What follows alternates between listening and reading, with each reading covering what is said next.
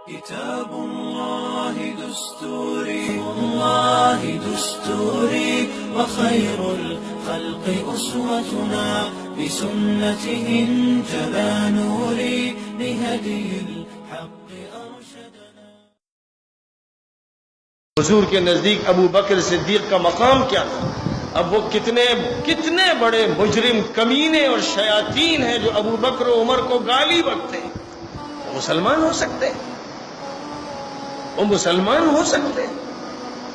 ہرگز مسلمان نہیں ہو سکتے. مصلحت میں لوگ انہیں مسلمان مان رہے ہوں یا فتوے کی زبان میں ادھر ادھر کی تعویلیں کر رہے ہوں، ابو بکر و عمر حضور کے وزیر تھے، حضور کے ساتھی تھے، حضور کے خلیفہ تھے، حضور کے معتمد علیہ تھے. پھر عثمان و علی کا مقام اور عائشہ صدیقہ حضور پاک علیہ السلام کی زوجہ مطہرہ، اہل ایمان کی ماں اور حضور کو سب سے زیادہ محبوب، ان پر جو الزام لگائے، اتنے خبیث و کمینے مجرم جہنمی قرآن کے منکر، اس کے بعد وہ مسلمان رہ سکتے؟ بے غیرتی ہے لوگوں کی کہ ایسے لوگوں کے بارے میں اسلام کی بات کہی جاتی ہے، کوئی نسبت ان کو اسلام سے نہیں. ایران سے شیعوں کا وفد ندوے آیا تھا تو میں نے ان سے یہ عرض کیا تھا کہ آپ کے ساتھ اتفاق نہیں ہو سکتا. اگر آپ ابو بکر صدیق، عمر فاروق، عثمان ابن عفان کو گالی بکتے ہیں، متون کرتے ہیں اور عائشہ صدیقہ پر اتہام لگاتے ہیں تو آپ سے اتفاق کا کوئی سوال نہیں. تو انہوں نے جواب میں کہا کہ نہیں صاحب، ہمارے یہاں تو یہ جائز نہیں ہے، اور خامنہئی صاحب کا فتویٰ ہے کہ تان و تشریح نہ کی جائے اور یہ نہ کیا جائے. تو میں نے کہا وہ فتویٰ کہاں ہے؟ ہاں وہ ہم فتویٰ آپ کو دیں گے اور پہنچائیں گے. آج تک تو وہ مجھ تک پہنچا نہیں فتویٰ. لیکن ان کا فتویٰ بھی ہو تو اس فتوے سے کیا ہوتا ہے؟ ساری کتابیں اور سارا عمل اس کے خلاف. تو جب تک وہ اس سے باز نہیں آئیں گے وہ مسلمان شمار نہیں ہوں گے. اب جو یہ کہتا ہے کہ ہم اس کو نہیں مانتے ہیں، جناب قلب صادق صاحب کا کہنا ہے کہ بھئی ہم اس کو نہیں مانتے ہیں، تو ٹھیک ہے وہ مسلمان ہے پھر، اگر وہ ایسا کہتے ہیں دل سے. لیکن اگر ایسا نہیں ہے اور تبرہ بازی ہوتی ہے اور ابو بکر اور عمر پر اور دیگر صحابہ پر تان و تشنیع کا عمل کیا جاتا ہے امام باڑوں میں اور ان کے ماحول میں، تو وہ مسلمان نہیں ہے. اور یہی وہ سب سے بڑی کمزوری ہے سعودی حکومت کی کہ صاحب ایک طرف تو ان کو مجوس لکھا جا رہا ہے، کتابیں شائع ہو رہی ہیں، لیکن حج میں ان کو موقع دیا جا رہا ہے، مدینہ منورہ کی بلڈنگیں دی جا رہی، مکے کی بلڈنگیں دی جا رہی، زمینیں بیچی جا رہی، باغ بیچے جا رہے ہیں. بقیع الغرقد اور مسجد نبوی کے درمیان وہ تبرہ بازی کر رہے ہیں، اپنی بھیڑیں لگا رہے ہیں. ایک طرف یہ سیاست، ایک طرف وہ سیاست. ایران سے وفد آتا ہے اور اس وفد کی طرف سے بدماشی روضہ اطہر پہ ہوتی ہے، اور حضرت امام حذیفی صاحب مسجد نبوی کے امام اس پر خطبے میں تنقید کرتے ہیں تو حذیفی صاحب کو معزول کر دیا جاتا ہے، گھر بٹھا دیا جاتا ہے سزاً. یہ سب کارنامے ہیں اس مجرم حکومت کے. ایک طرف ایران کے خلاف ہنگامہ خیزیاں ہیں اور ایک طرف کتابوں میں ان کو مجوس کہا جا رہا ہے، اور دوسری طرف موقف دوغلے پن کا منافقانہ اختیار کیا جاتا ہے. قادیانی تو صرف یہ کہتے ہیں کہ حضور خاتم النبیین اس معنی میں تھے کہ آپ افضل الانبیاء تھے، لیکن آپ کے بعد بھی نبی آ سکتے ہیں. حضور کو وہ گالی نہیں بکتے، صحابہ کو گالی نہیں بکتے، تان و تشنیع نہیں کرتے، حضور کی بھی عزت کرتے. اس کے باوجود پوری ملت انہیں کافر کہتی.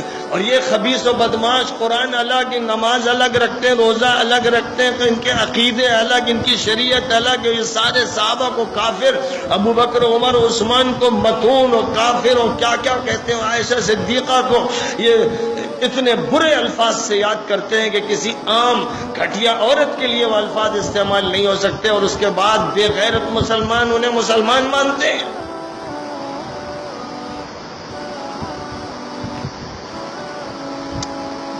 بات صاف ہونی چاہیے 2-2-4 کی طرح کی. عقیدے چھوڑنے پڑیں گے اگر ملت کے ساتھ رہنا ہے اور حج کرنا ہے.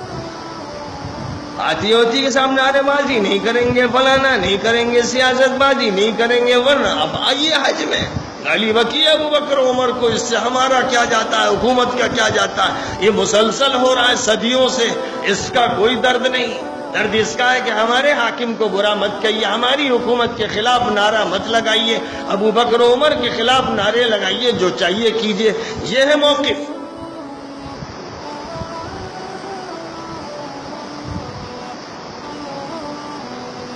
ظاہر ہے کہ یہ جو موقف ہے آج منافقوں کے، اس پر صرف عذاب کا ہی انتظار کیا جا سکتا ہے اور اس کے علاوہ کوئی راستہ نہیں۔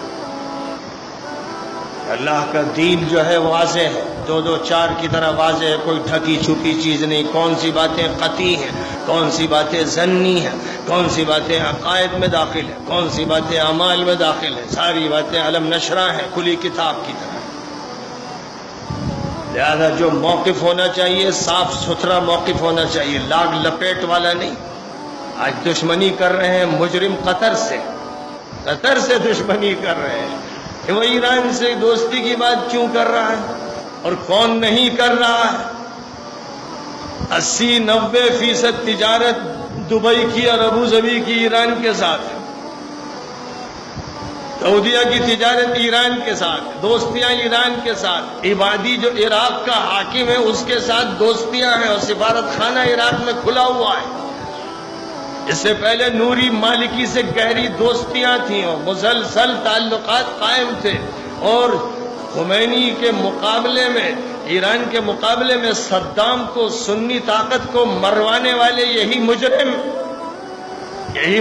ہے۔ جہاں شیعوں کے مقابلے میں صدام ایک سیسا پلائی ہوئی دیوار تھا، اس دیوار کو توڑنے والے یہی مجرم۔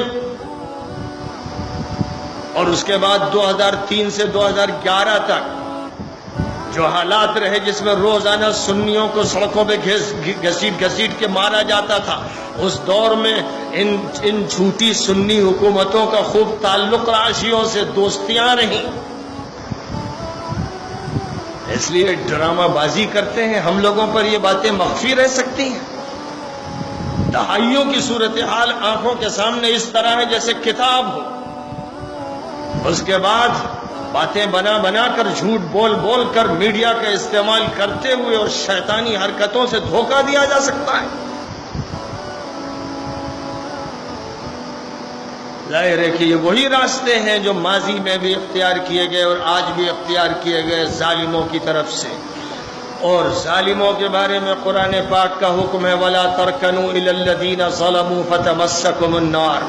جنہوں نے ظلم کیا ہو ان کی طرف میلان بھی مت اختیار کرنا۔ جنہوں نے 50,000 انسانوں کو جیلوں میں ٹھوس رکھا ہے، علماء کو، صلحاء کو، طلباء کو، جنہوں نے 10,000 بے گناہ لوگوں کو مصر میں مروایا اور لاکھوں کو عراق و شام میں اور یمن میں ذبح کروایا اور کروا رہے ہیں، ان کی طرف میلان بھی حرام ہے۔ وَلَا تَرْكَنُوا إِلَى الَّذِينَ ظَلَمُوا فَتَمَسَّكُمُ النَّارُ۔ ساتھ دینا، تعاون کرنا، تعریف کرنا، یہ تو کمینوں کا کام ہے، میلان بھی حرام ہے۔ ظالم فرد ہو یا حکومت ہو یا قوم ہو یا حلقہ ہو یا ادارہ ہو، ظلم ہے۔ اس لیے ظلم کی سزا بس اللہ ہی دے گا۔ اس لیے اللہ ہی سے ہم درخواست کرتے ہیں کہ ایسے جتنے بھی ظالم و ظالموں کا ساتھ دینے والے ہوں، خدا زمین ان کے نیچے سے کھینچ لے، انہیں ناکام و نامراد فرما دے۔ اللہم لک الحمد کما ينبغی لجلال وجہک وعظیم سلطانک۔